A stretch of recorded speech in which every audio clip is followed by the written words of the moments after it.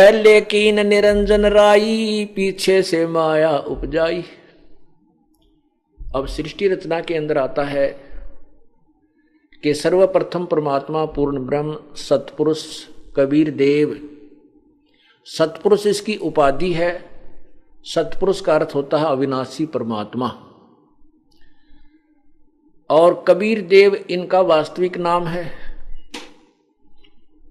ये परमात्मा कबीर देव सर्वप्रथम अनामी लोक में, अकय लोक में रहता था। सबसे पहले केवल एक अकय लोक था। उसके बाद इसी प्रभु ने नीचे के अगमलोक, अलखलोक और एक सत्यलोक, इन 3 लोकों का और निर्माण किया। वो तीनों अविनाशी रूप में उनको स्थापित किया। वहां पर फिर अपने वचन से 16 सतलोक के अंदर उस परमात्मा ने फिर ऊपर से 3 रूप और बनाए अन्य। वो अगमलोक में अगम पुरुष रूप में विराजमान हुए, अलखलोक में अलख पुरुष नाम से विराजमान हुए, और सतलोक में ये सतपुरुष नाम से विराजमान हुए। सतलोक के अंदर इन्होंने फिर अन्य कंस्ट्रक्शन की। अपनी शब्द शक्ति से 16 द्वीप बनाए। उसके बाद इन्होंने 16 शब्दों से 16 पुत्रों की उत्पत्ति की। प्रत्येक पुत्र को एक एक द्वीप में रहने का आदेश दिया। कुछ दिनों के उपरांत परमात्मा ने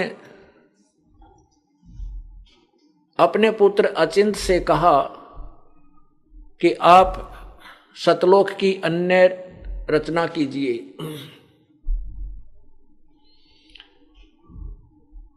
तब अचिंत ने अपने शब्द शक्ति से इस अक्षर पुरुष अर्थात परब्रह्म की उत्पत्ति की। परब्रह्म जो है ये एक सतलोक में रचे हुए बनाए हुए प्रभु के द्वारा ही एक फिर बाद में सरोवर उत्पन्न किया। उस सरोवर में जाकर के, अमृत सरोवर में जाकर के स्नान करने गया, वहां जाकर के सो गया, विश्राम किया। सतलोक में श्वासों से शरीर नहीं है, इसलिए वहां अविनाशी प्राणी रहते हैं, अविनाशी हंस रहते हैं। बहुत समय तक बाहर नहीं आया, तब पूर्ण परमात्मा ने उसी जल से एक अंडा बनाया अपनी शब्द शक्ति से। उस अंडे में एक आत्मा प्रवेश की, जिस कारण से वो अंडा फिर जल में छोड़ा। गड़गड़ गड़गड़ करता हुआ वो अंडा नीचे गया। उसकी गड़गड़ाहट की आवाज से, शोर से उस परब्रह्म अर्थात अक्षर पुरुष की निंद्रा भंग हो गई। तब परमात्मा ने आकाशवाणी की कि तुम दोनों बाहर आओ। अक्षर पुरुष ने अपनी निंद्रा भंग होने के कारण दुखी होकर, कुपित होकर अंडे को देखा था, जिस कारण से अंडा फट गया। 2 भाग होते ही उसमें से ज्योति निरंजन निकला। इन दोनों को बाहर बुलाया और कहा कि तुम अचिंत के लोक में रहो, उस द्वीप में रहो। ये तीनों के तीनों एक द्वीप में रहने लगे। उसके बाद परमात्मा ने अचिंत से